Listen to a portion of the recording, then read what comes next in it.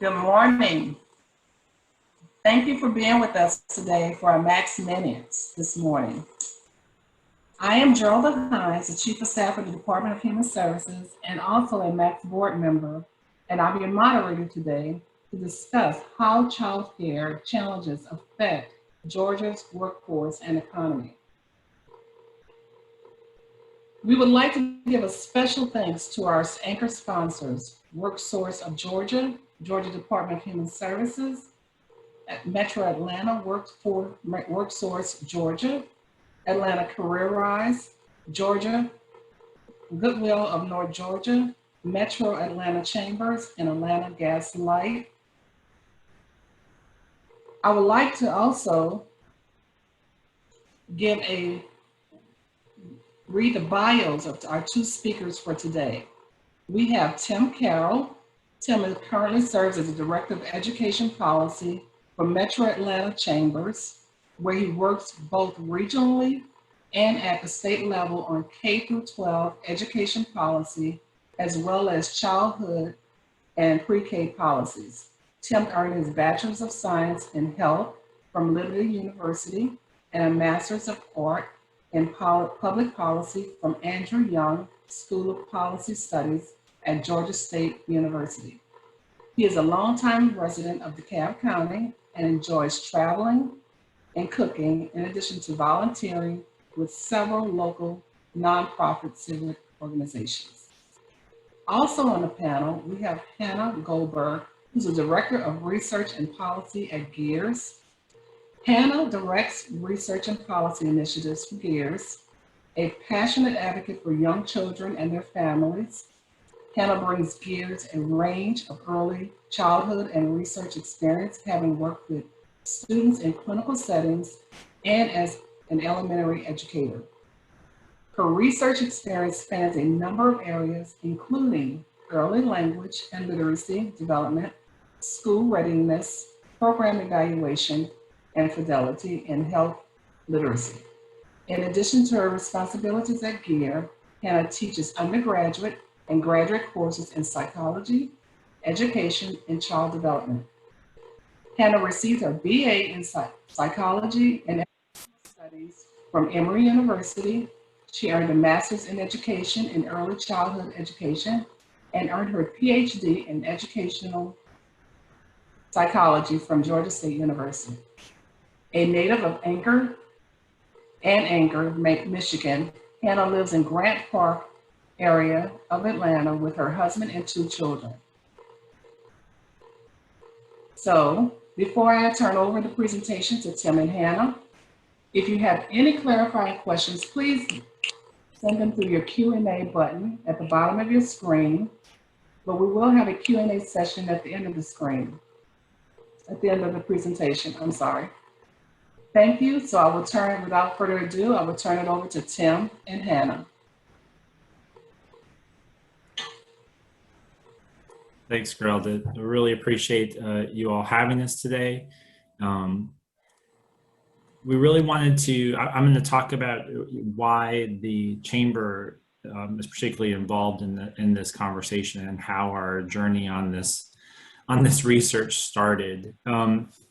About maybe 5 years ago, we really wanted to understand what the impact on the workforce and frankly on our employers and our investors at the Chamber were regarding childcare and its challenges for our employees. And it was really kind of a search for a roadmap for how we could engage thoughtfully on policy, not just at the state level, but to engage some of our national partners, engage other state partners like GEEARs in a thoughtful way to really add some unique economic challenge or unique economic advantages for our state regarding childcare. And this research that we're about to go over is really just kind of laid out a nice platform for that work. And we could not have done this without Hanah and GEEARs really being a good, thoughtful partner. So if that would be my My first thing I would say as we move into this presentation is, when you're looking at challenging policy and really trying to understand some difficult and intricate work, which childcare and a lot of workforce policy is, you really have to have good partners. So we're thankful for that. And thank you all on this call. Many of you on this call, I looked at the panelist list earlier, and many of you had a hand in helping us do this work. So we greatly appreciate it. Hanah? Well, thanks, Tim, and I'll just echo your sentiments of gratitude to many of you who are on this call who understand this issue quite intimately and have been helping us work toward meaningful policy change for a while. And certainly, Tim, the feeling is mutual. There's no way that this work would have had the reach that I think it has without our partnership with the Chamber. So they really bring a lot to the table and allow us to bring, honestly, to bring employers to the table to understand how to work together towards multifaceted solutions to these challenges. So what I'm going to share with you today is really a body of work that has been in progress now for the last couple of years. It began in 2018 with a survey of Georgia parents of children under age 5 to really better understand the prevalence and economic impact of childcare challenges across the state. And we built on that really through focus groups, through follow-up surveys to understand, from parents' perspectives, what some of those solutions might be for employers, for policymakers, and for higher education. And then most recently, of course, I think we would say that these issues have always been urgent to us, but I think that they have become more urgent to many more over the course of the last several months as we've been in the midst of a global pandemic that has really significantly disrupted working parents' lives. And so we're going to share a little bit about what we've learned in the last few months from parents who've been sharing their stories with us. So in order to spare you from hearing me and Tim drone on for 30 minutes, we're going to start with a video that I think really sort of sets up this story nicely. It tells you about the body of work that we've done at least until, what was that, probably the fall of 2019. And I think that the voices in this video help bring the issue to life a little bit more. And then following the video, we'll walk you through some of the highlights. So I'm going to go ahead and play the video now. Hopefully you all can hear it. Childcare challenges affect parents' participation in the workforce and can have far-reaching effects for families, employers, and the economy as a whole. Throughout 2018 and 2019, GEEARs, Georgia Early Education Alliance for Ready Students, and the Metro Atlanta Chamber sought to better understand the prevalence, nature, and impact of these challenges in Georgia through a statewide survey and series of focus groups with parents of young children. The findings are staggering and underscore a need for stakeholders to work together to address such challenges and ensure that Georgia is a great place both to do business and to raise a family.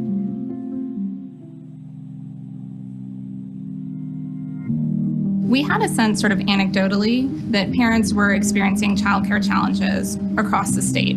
Our partnership with GEEARs is one that's very dear to me because the topic that they work on, getting great education for young children, couldn't be more important for a lot of the things we do at the Chamber.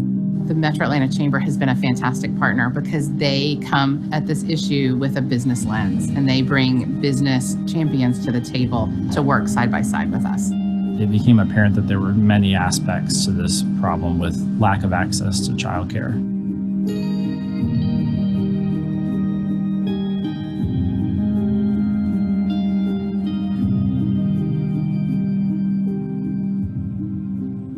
They talked about perhaps turning down advancement opportunities, even quitting a job or being fired from a job. And they also talked about more short-term disruptions, such as missing days at work or having to arrive late or leave early as a result of childcare challenges.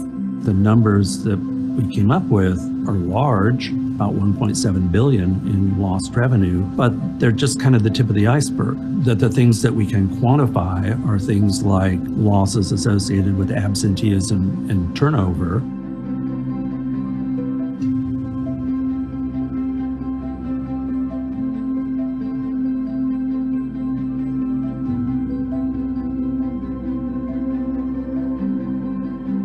and they reported challenges both accessing childcare and affording childcare. And then finally, they shared that there were some workplace practices that were not particularly family friendly or flexible enough to allow them to really juggle those competing demands.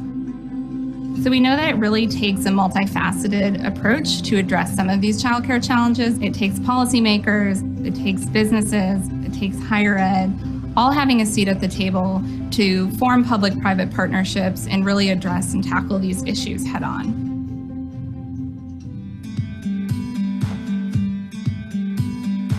Across different levels of government, policymakers can employ a variety of strategies, ranging from supports for working families, such as tax benefits or family leave, to improving the affordability and accessibility of childcare. We need our state legislators to help by working on policies that improve the quality of childcare. One example that is particularly important for us to consider is around CAPS, Child Care and Parent Services Program here in Georgia, because it allows parents to go to work and advance their careers, and it allows children to thrive in high-quality early learning environments. I'm a great believer that every child in Georgia deserves a safe, stable, loving, permanent home to be in.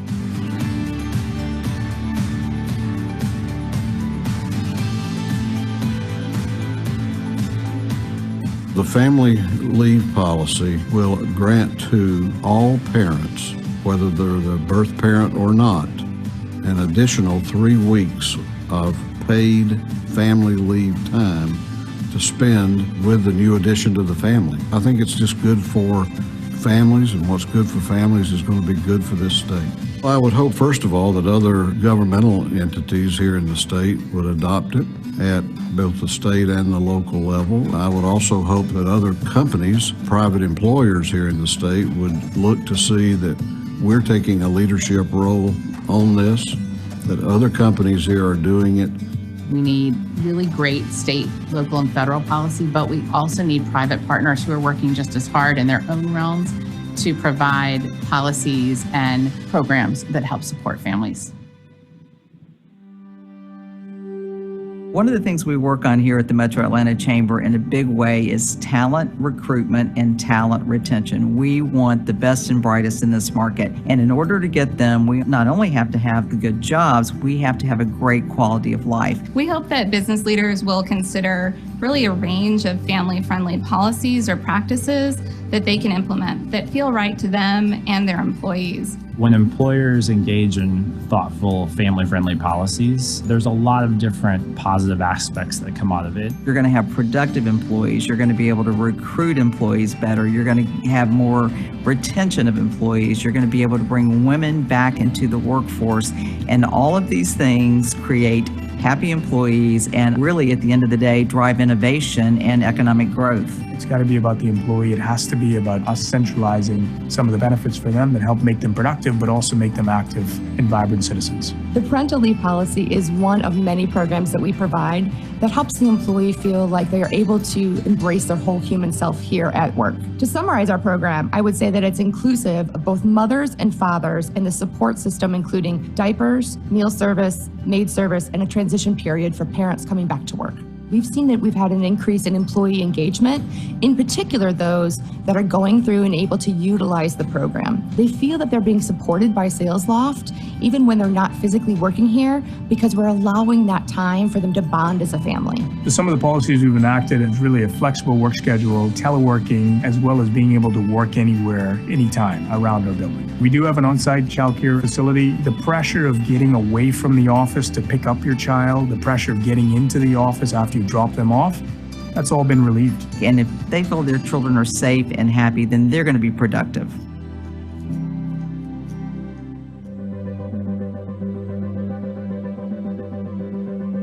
We've noticed that some of our student parents face the typical challenges and barriers when it comes to being successful in the educational programs. It's very challenging trying to study and then going home and having to, take care of energetic 3-year-olds. Students are very excited when they find out we have any kind of support for them here for their children on campus. We understand that in order to really serve the whole person, we have to really make sure that we're addressing every aspect of their lives, and that includes early learning opportunities for their children. It has definitely helped a lot. Sometimes if I get out of class early, I actually have time to go across the street to the library and study without having to rush to pick the girls up. Institutions of higher education should really consider ways that they might create campuses that are more family-friendly and consider the needs of their student parents. One recommendation I would make to institutions of higher learning is that these family-friendly policies should become the norm. It should just be sort of expected, because these kinds of policies help not only their students be successful, but also the next generation of students be successful.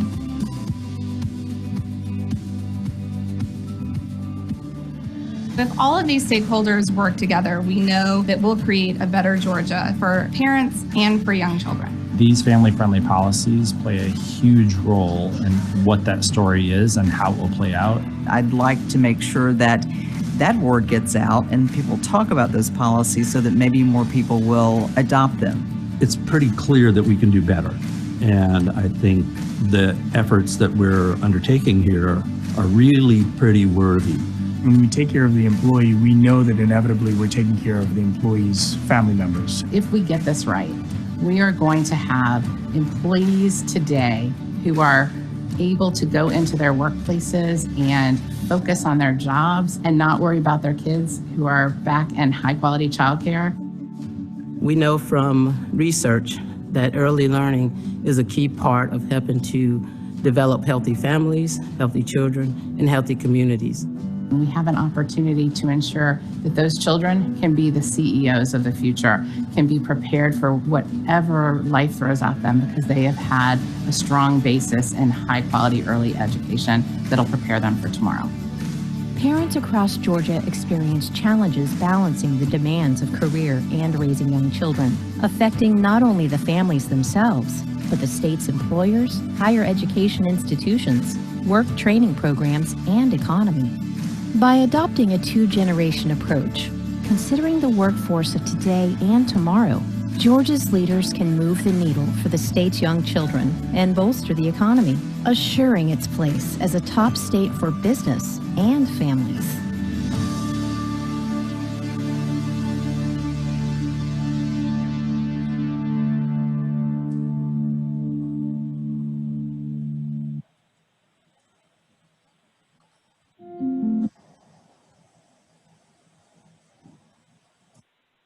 So what I'd like to do next is to sort of walk you through some of the key highlights from the first two reports. And as I mentioned at the outset, our first report really was based on a survey. We surveyed parents all across the state with children under age 5 and asked them sort of about the intersection of work and career and childcare. And one of the main questions that we were interested in answering is, what do those long-term disruptions look like? Sort of what is the prevalence of those disruptions that might be interfering with parents' ability to advance their careers? And so we asked, similar to a question that many of our national partners have asked in similar efforts, we asked during the last year, did you or anyone in the family quit a job, not take a job, or greatly change a job because of problems with childcare? And as you saw in the introductory video, over a quarter of our respondents answered yes to this question. So nearly 26% said that yes. Sorry for the background noise. Hold on just a moment. Tim, I might have you take over here. Yeah, sure, no problem. So for those of you that are familiar with polling, you know that this is a really good baseline question to kind of figure out where your next line of questioning is going to go. So the fact that this is a quarter puts us not just on par with the nationwide level, it puts us slightly above. And you kind of see as you go down through the figures here that women indicated are more greatly impacted than men by quite a large margin, and particularly single parents are more impacted. Those under 50, those have an income of under 50,000 a year, and those who are employed part-time. So you kind of see where that sort of clustering of individuals and where our young parents are across the state. Thanks, Tim, for taking over. They're replacing the water line on our street, which has been a massive undertaking, and the city of Atlanta was at my door, so sorry for the interruption. But yes, I'm sure, as Tim underscored, you know, this is clearly a significant disruption to many parents' ability to participate fully in the workforce. And so, you know, we knew, and I think as Tim just underscored, certain subpopulations were more likely to report those disruptions. And we know that when we're thinking about what those long-term disruptions look like, that they could take on a variety of different forms, right? So parents might have to quit a job or school or a work training program. And we found that more than 1 in 5 of those surveyed reported that they had quit one of those, either job, work training, or school if they were enrolled. Parents might also turn down advancement opportunities. And in fact, we found that more than 1 in 6 said that they had turned down a promotion at work because of issues with childcare. And then finally, parents, about 1 in 20 parents reported that they had actually been fired from a job because of issues with childcare. So, you know, these are significant disruptions, both to the parents and families themselves, but also to employers. We also asked about short-term disruptions, and we spoke a little bit about this in the video, but we know that parents are missing days of work or school or work training. And in many cases, it's a significant number of days. So we found that nearly 1 in 5 reported missing more than a full week, so 6 or more days of work, and we had asked about the 6 months prior. And similarly, of parents who were enrolled either in a higher education program or a work training program, we found that 1 in 6 reported missing more than 5 full days of school. And I think if you stop to think about what that impact is, it's pretty significant, right? So if you're enrolled in a course and you miss 5 days or 5 class meetings, perhaps more if it's meeting twice a week, in many cases you may have been dropped from that course as a result of limited participation. So we know that these disruptions are not only affecting parents who, you know, are working, you know, full time, but also parents that are seeking to advance their careers through pursuing additional education or training. And I don't think that this last bullet point will come as too much of a surprise to any of you with young children, but a number of parents reported that they had to either arrive late or leave early from work as a result of childcare challenges. And Tim, I'm gonna toss it over to you here. I know we addressed this briefly in the video, but do you wanna walk folks through a little bit of this and sort of why we felt it was so important to do the economic modeling in addition to sort of the prevalence data? Right, thanks, Hanah. So going through those data points that Hanah just mentioned with both the short and long-term disruptions, we really wanted to understand, you know, what is the overall impact on workforce, on the state, on state revenue, and really give us a big picture of how economically childcare issues are hitting the state.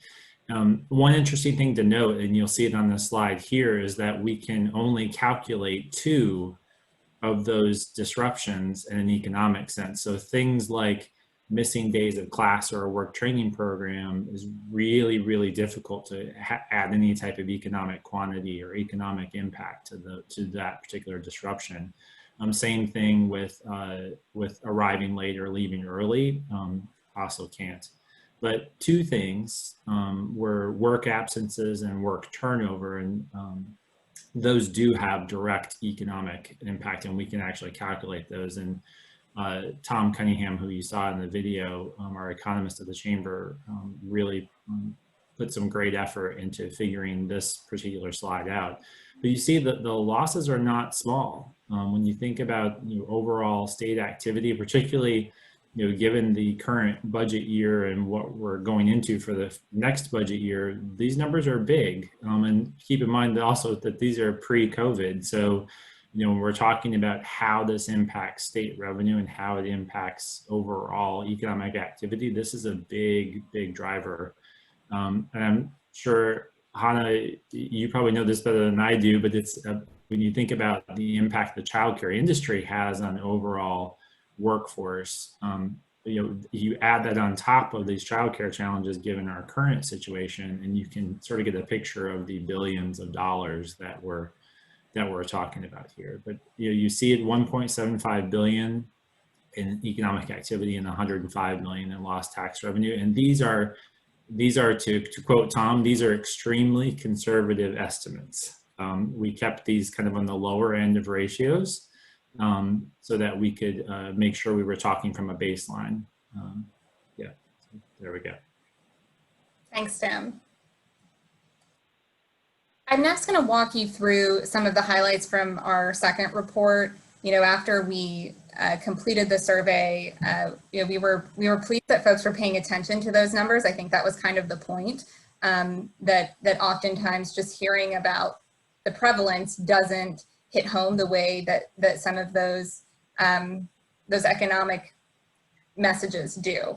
And so we really wanted to follow up to better understand a little bit more about what parents were experiencing. So, in the survey itself, we asked them about childcare challenges and how they may have interfered with their ability to participate in the workforce or advance their career, but we didn't really know a whole lot about the nature of those challenges. And we also wanted to better understand what solutions parents might propose.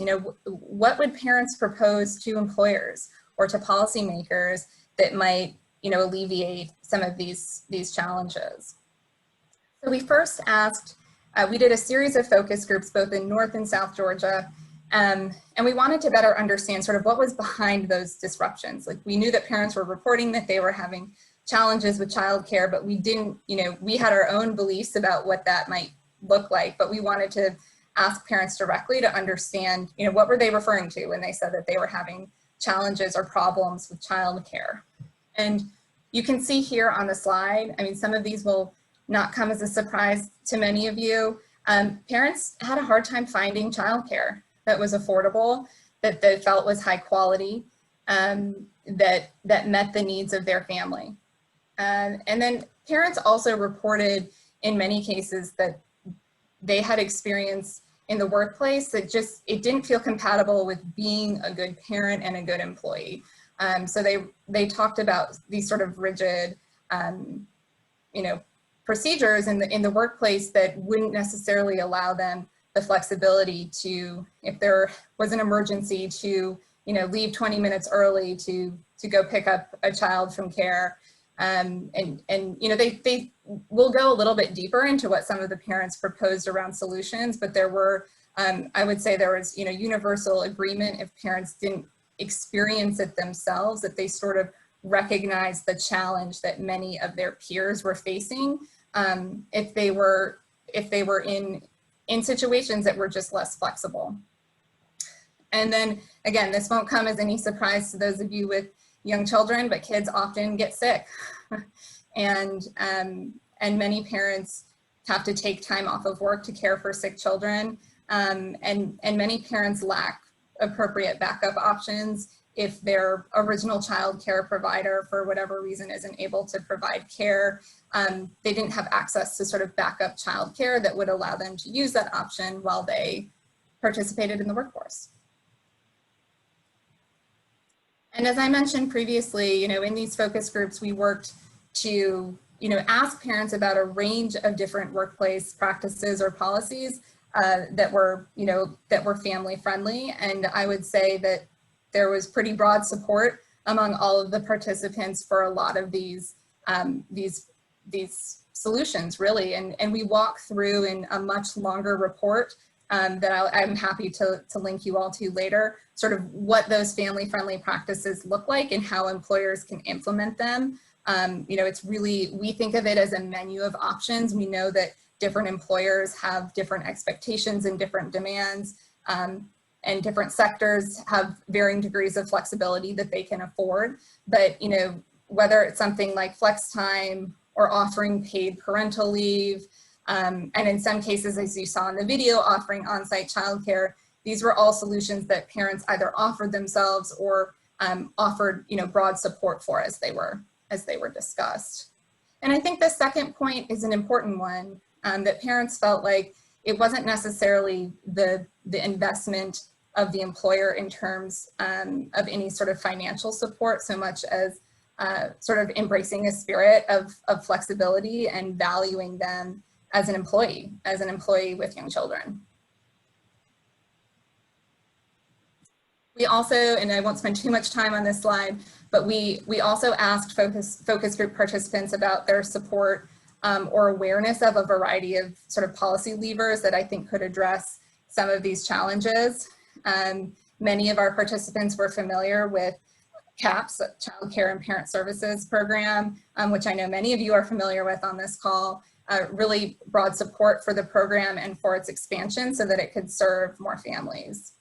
Similarly with Georgia Pre-K, very well-respected program here in the state. I would say almost all of the participants were aware of Georgia Pre-K and felt like, gosh, it would be really great if we had something similar for our younger children.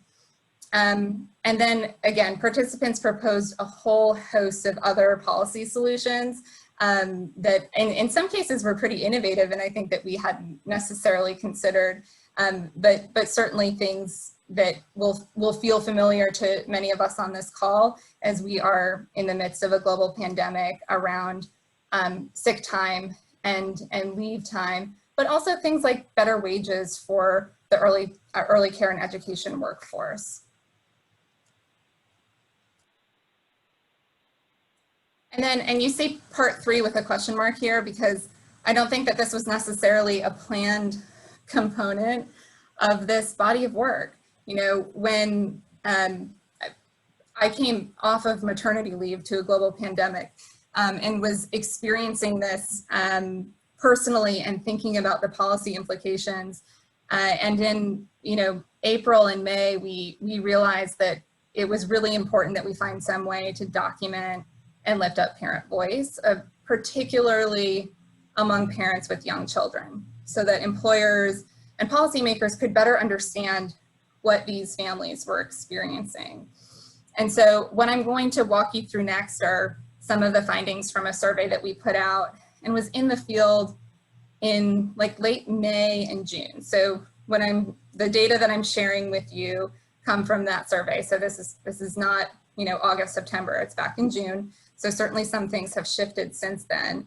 And I also just want to offer the caveat that at least relative to the first 2 reports that I shared with you, this was very much a convenient sample. We put out an online survey. We had, gosh, I think over 500, close to 500 folks respond thanks to the help of our partners, but it was not a representative sample. So I want to offer that caveat before I walk you through the data so that you know its limitations.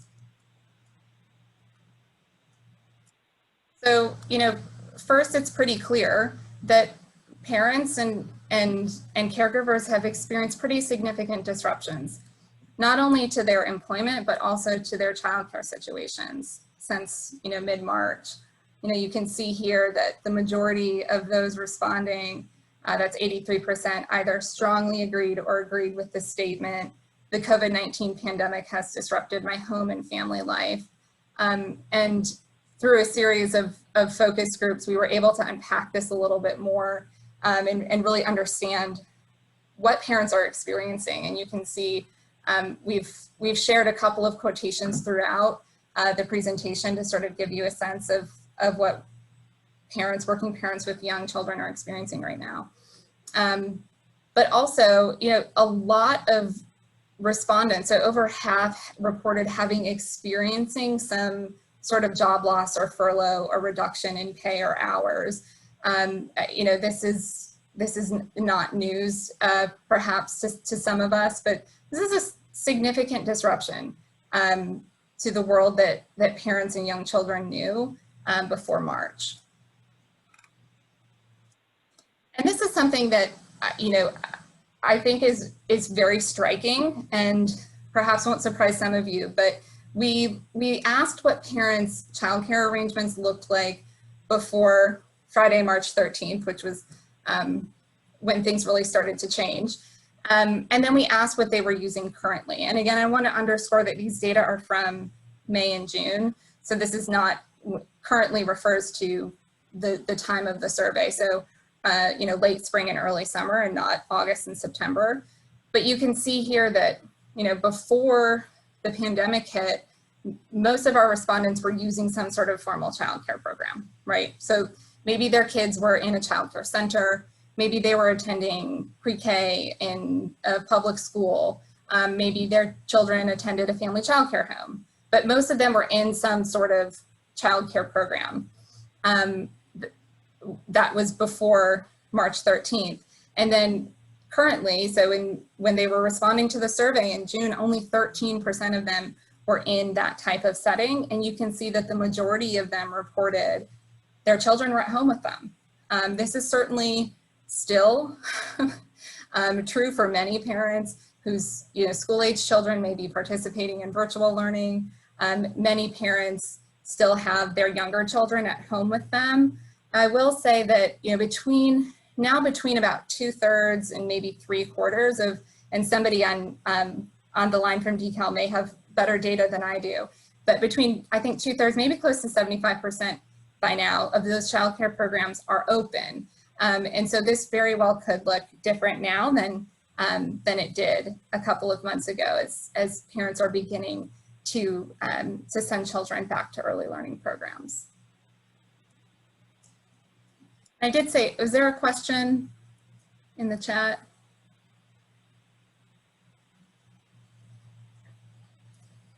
No? Okay. I did.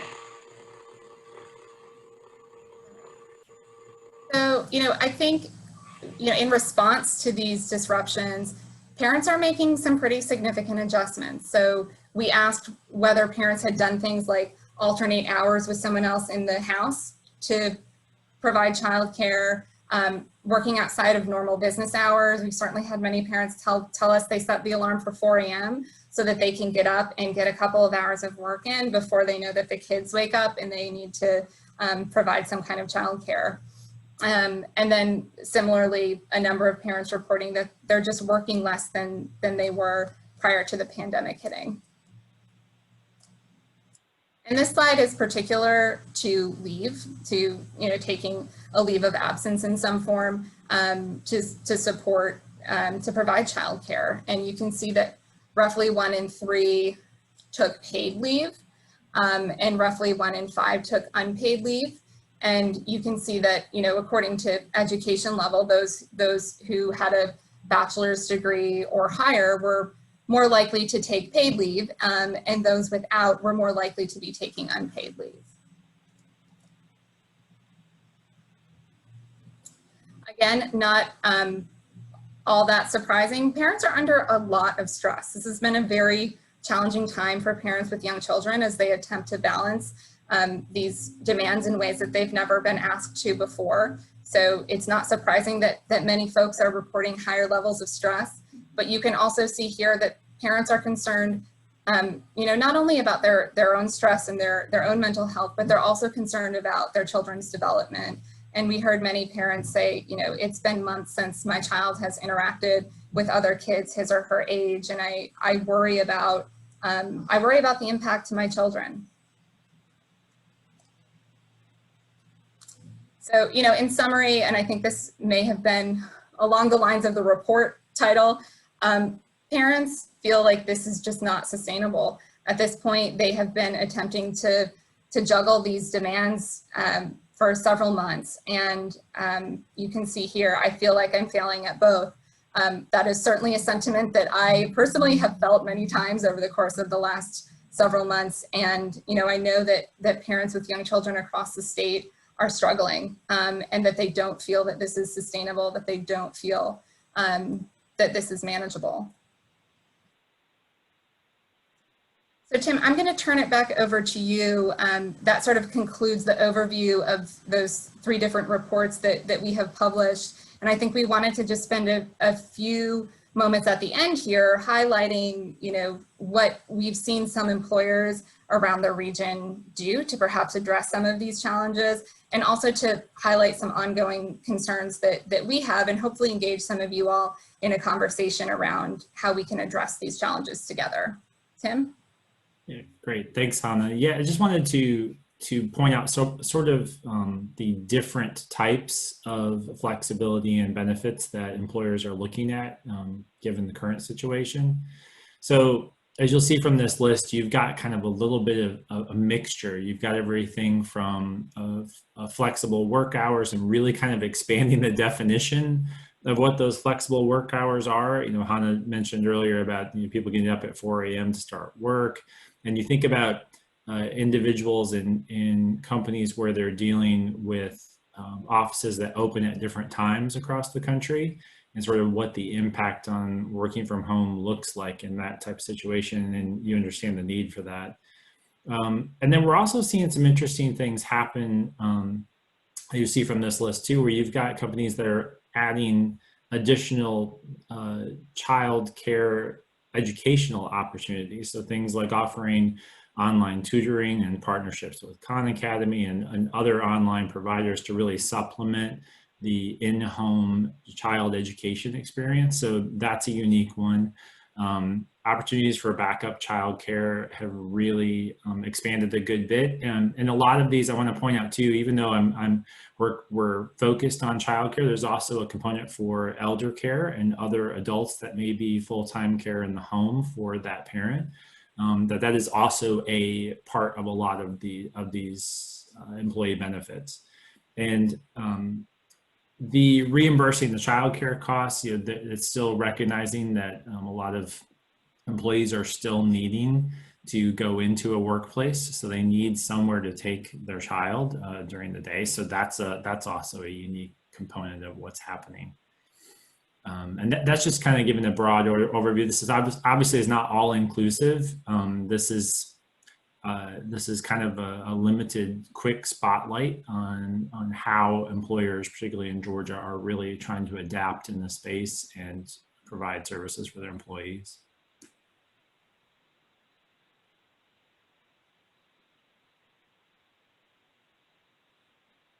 And then for this one, and I'll remind everybody, if you have questions, now's the time to ask. You can go ahead and drop those in the chat or Q&A button there at the bottom. But I wanted to throw these out as looking ahead. You know from any good research project that once you start down the road and you start answering a question, it always leads to additional questions.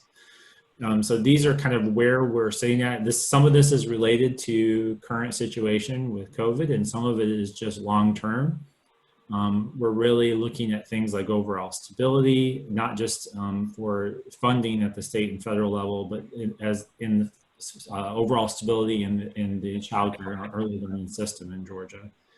And then really understanding how workplaces are interacting and using child care.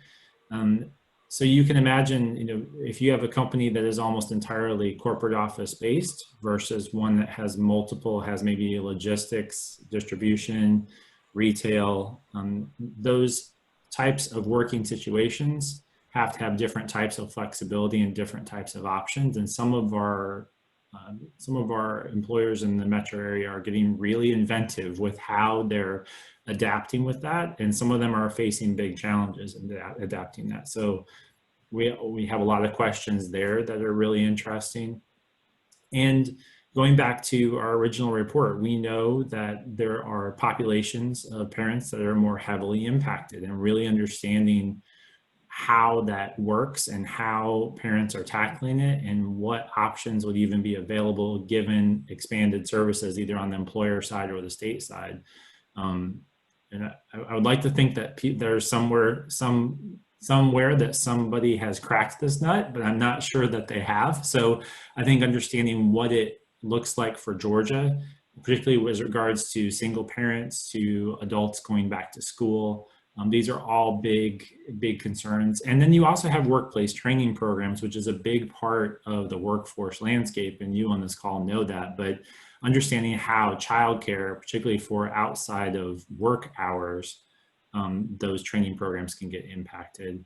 And then I think this last one really speaks to what we're seeing is likely to be a long-term trend now that has gotten accelerated, which is the non-traditional hours and non-traditional workspaces. So working from home, co-working spaces, et cetera. Like, how does all that work for employees, and then the impact on our frontline workers and essential employees? So these are all kind of big questions that we know we have. Certainly if you have things that you're like, wow, you really should think about this or this population or this question, we would love to get feedback from y'all on where you see those big research questions or questions that you'd like answered.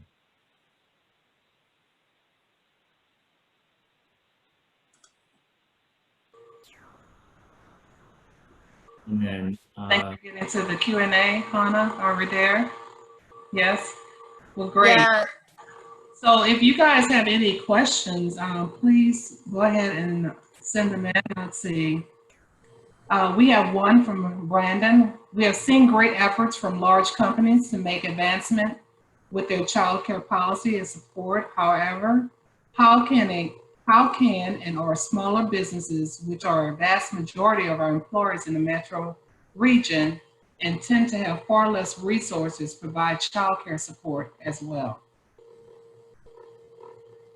And Hanah, I'll go with the first part, and then I'll flip it to you. But the first thing I would say is that when you look at childcare support, that it's not one solution. A lot of people, when they hear things like childcare, they think of, you know, an on-site center, super high quality in the workplace. That is one option out of a list of many. Some of it might be flexibility in work hours. Some of it might be, you know, looking at some type of paid leave or additional work supports. Like there's a myriad of things, many of which we go into in both the reports that you can go through, particularly on the employer recommendation side. But that would be my challenge there. Even for small businesses, we've seen, not just in the metro region, but from around the state, that employers can get very inventive with how they structure those supports. That does not have to be a one solution that fits them all, and that it might be a piece of all of the options or a piece of several of the options. Hanah? Yeah, I mean, I'll just add that, you know, it's wonderful when employers are able to offer on-site childcare. It's also very rare. And so, you know, we don't want to set the expectation that that is what all employers can or should be offering. I think that there are a lot of, as Tim mentioned, you know, we think of it sort of as a menu of options that employers can implement to support working parents. You know, it may just be as simple as connecting families to resources. So connecting them to a childcare resource and referral agency, or to qualityrated.org that will help parents find high quality childcare. It may also be offering dependent care flex spending accounts, or, you know, something similar that is really doesn't require a significant financial contribution on the part of the employer. And those are some of the things that come to mind immediately. But what we're hearing from parents, and we've heard this from parents who work in a variety of sectors, is that it's more about embracing a spirit of understanding and flexibility in these unprecedented times, than it is about a particular type of support.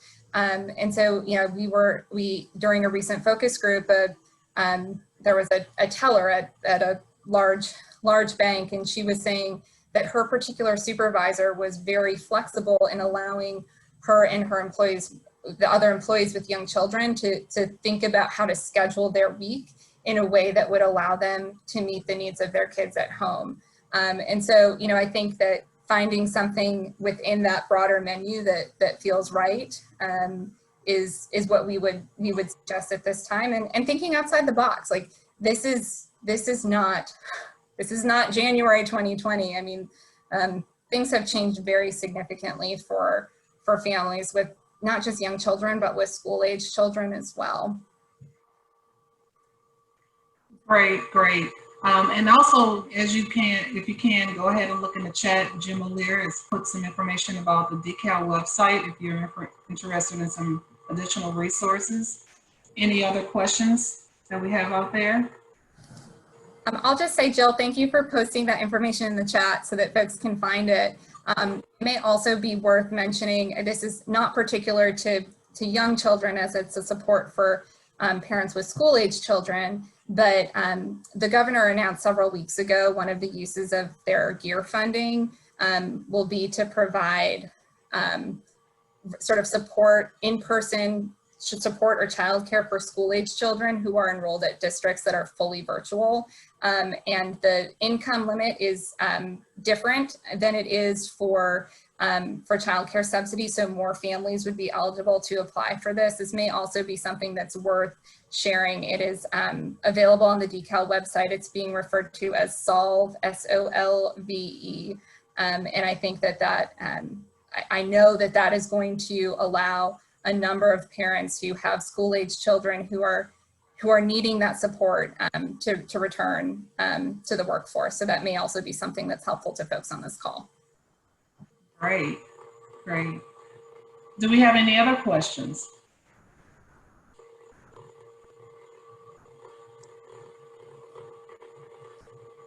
Well, Tim or Han, do you think there are going to be any type of impact for the sporadic quarantine of kids and childcare? You know, the parents are going to have to deal with that when kids are quarantined for 14 days while they're actually they have to go to school, and then they have to stay home, and then they have to go to school, and then they have to stay home. How do you think that's going to impact the workforce? Yeah, I think that's something that I would love to be on employers' radar, just so that they're aware that even the best laid plans in our current world can suddenly be upended, right? And so many parents who think that they have a reliable source of childcare may find themselves scrambling if, to your point, they are asked to quarantine, right?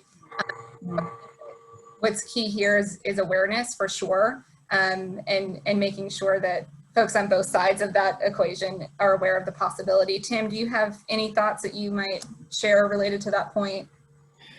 Yeah, just that, you know, just like we're seeing trends accelerated. So the work from home aspect was already a trend that was moving ahead, and now it's been catapulted way far ahead of the timeline it was probably on.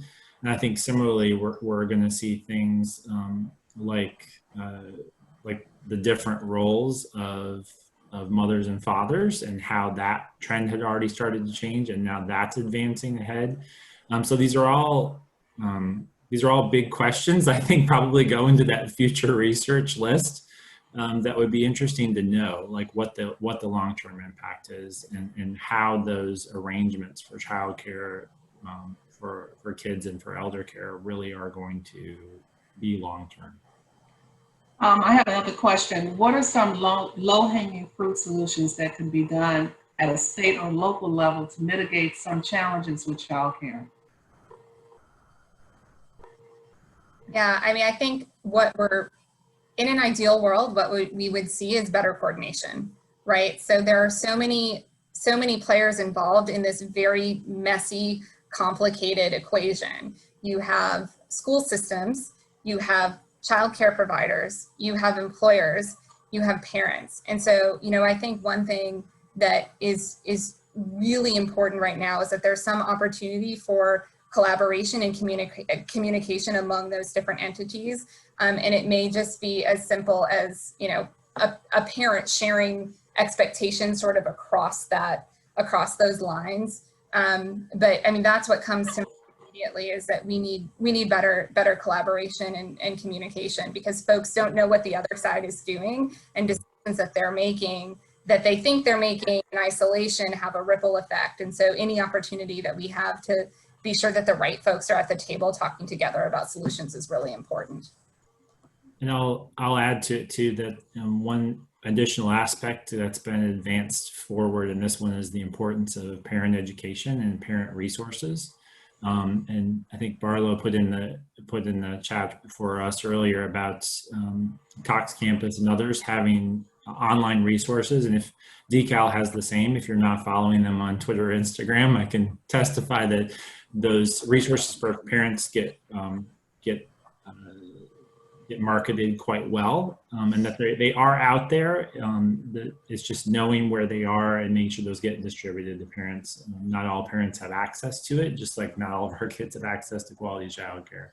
So I think that would be another one I would put out there, that the importance of parent engagement and parents' knowledge of learning resources, and that goes all the way up, all the way up the child chain, not just from early childhood, but all the way into K-12. That the resources online, particularly, have been accelerated quite a good bit, but it's a challenge making sure that parents know about them and know how to access them and know what to do with them.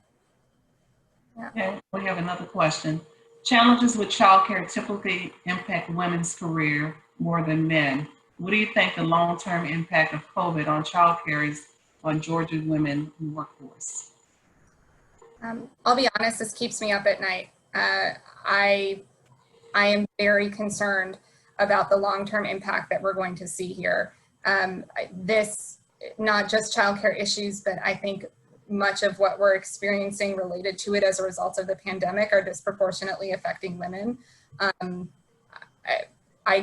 I don't have the answer, but I'm very concerned. I don't know, Tim, if you have other thoughts.